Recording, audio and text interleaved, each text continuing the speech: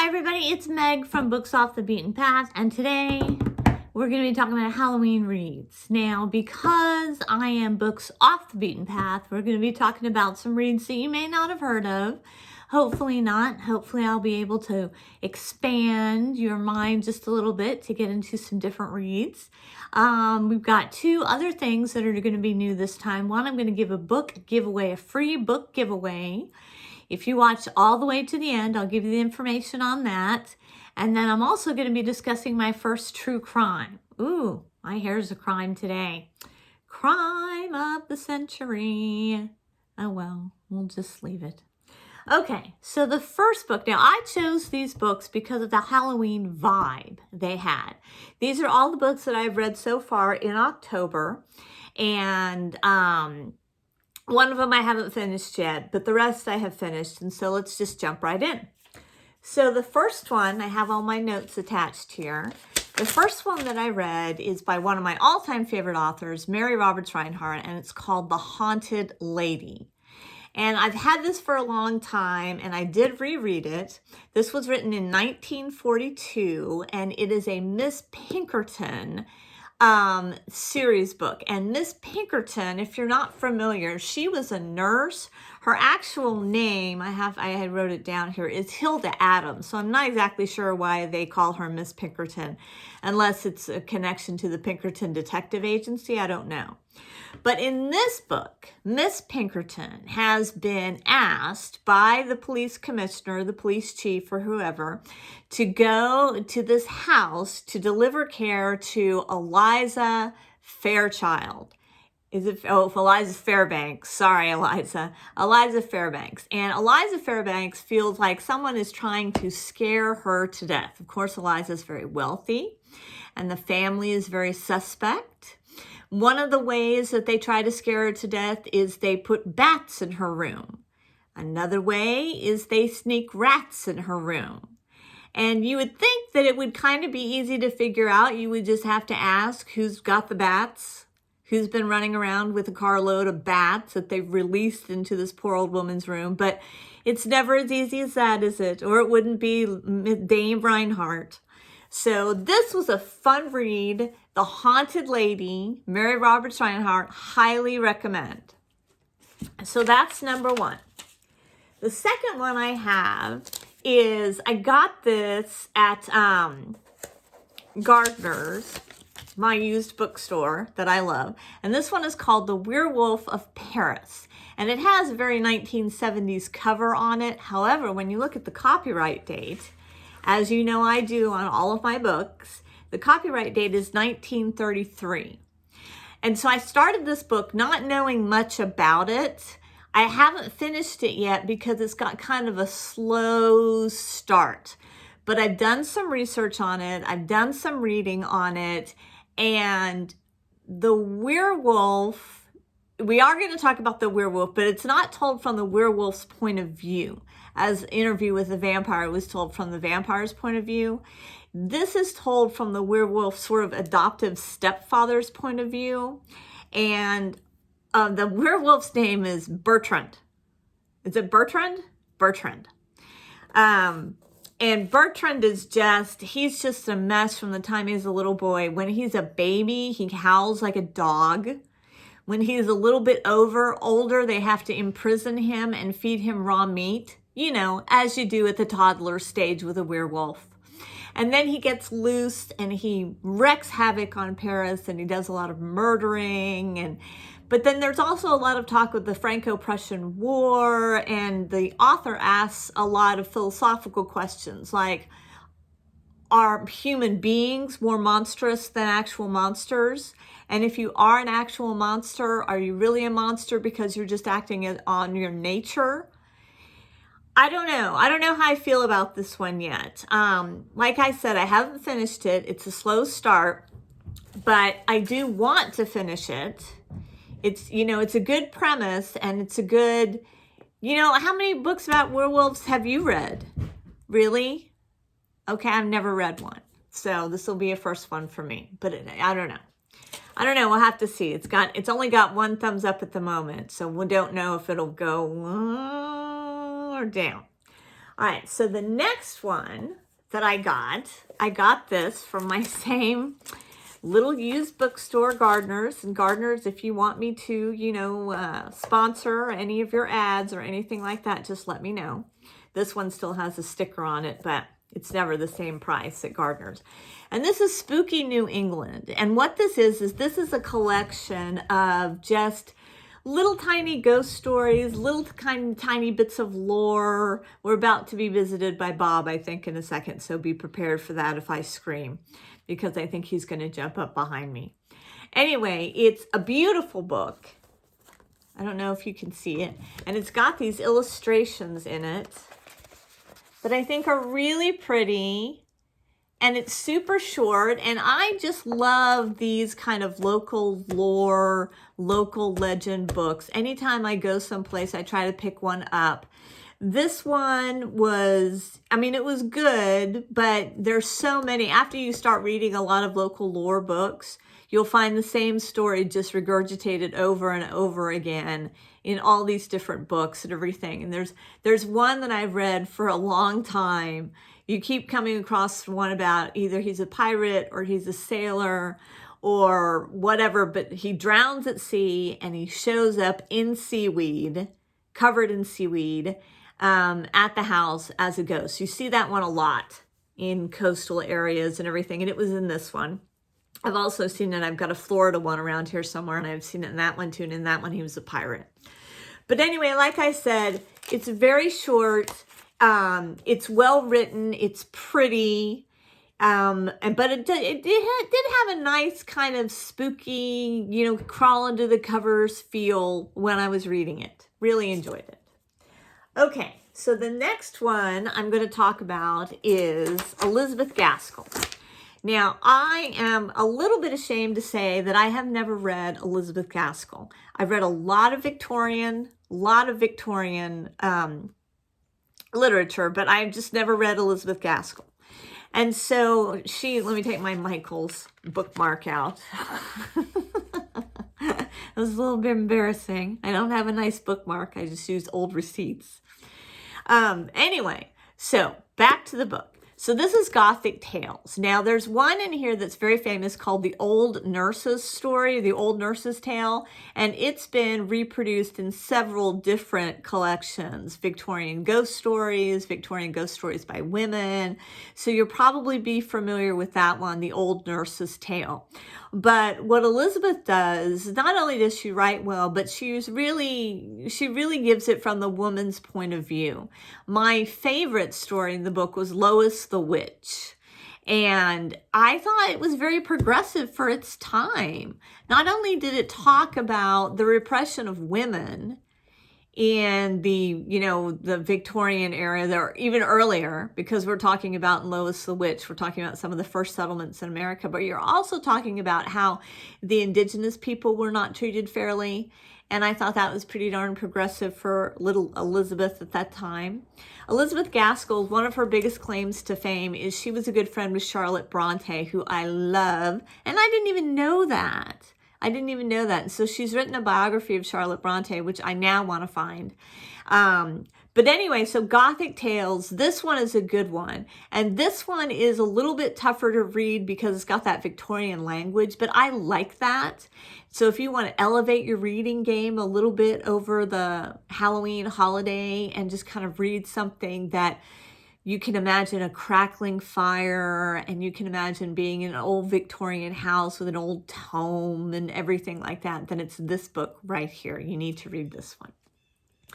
Okay, now the next book I have was the first audiobook that I ever really successfully got through. So I don't have a physical copy of it, but I'm going to put the title of it right up here. And it's The Once and Future Witches. And it was 5 stars all the way. I don't know if the actual book would be 5 stars all the way, but the audiobook was definitely 5 stars all the way, because the audiobook was it was very much like a radio play. I mean, you had different voices for the different characters, and each chapter opened with a spell, and what you needed to make the spell, and it was really fantastic. So what this book is about is this book is about these three sisters that have been separated, each of them for their own reasons. They've been separated from an abusive father, and they've each gone their own way, but they do get back together in New Salem. It takes place in the 1800s. Late 1800s, so we've got the suffragettes running around. One of them joins the suffragette movement. We've got a heterosexual love story. We've got a homosexual love story. We've got women's independence. We've got all sorts of stuff about workers' rights. It was just an incredible read. And you've got witches. And really what they were saying through the book, they had a lot of different messages, but all women, according to this book, I don't want to say this like I'm 100% solid on this, but this is what I got out of it. All women have that element of witchiness to them, because we all have those little things that we do that would be considered spellcraft or, traditions or something like that that we have in our family and everything. And one of the ones that we have in our family is that the Christmas tree cannot be up on New Year's Day, because that is bringing the old year into the new year, and you don't want to do that. And so when you're reading this book and you're reading about all these mothers teaching their daughters different things and all that kind of stuff, it kind of drives home the fact that those old little witchy ways are still with us. They're just watered down so much that we don't recognize them for what they are. And if we did recognize them for what they are, would they be more powerful? Would they put women in a position of more power? So 5 stars, 2 thumbs up on the audiobook. I will put it up here again, of The Once and Future Witches. Fantastic. Okay, another totally fantastic read was the Southern Book Club's Guide to Slaying Vampires. I could not put this down. It was a page turner. I had seen it in the bookstore a couple of times and read the back and thought, oh, well, interesting, well, maybe. And I picked it up and I did not regret it. It was so much fun. What this book is about is we're really following our main character, Patricia, and she is living a pretty unfulfilled life. Her husband's kind of a jerk. Her kids are growing up and they've gotten to the point where they're kind of a little bit resentful of her and a little bit, sassy to her and everything. And she's in this book club with these women that love true crime, and they have decided that there is a vampire living in the neighborhood. Now, at first, it's only Patricia, but she does get the other women on board and they have to deal with this. And there's it takes place in the South in the 90s and the late 80s. I believe it's the early 90s.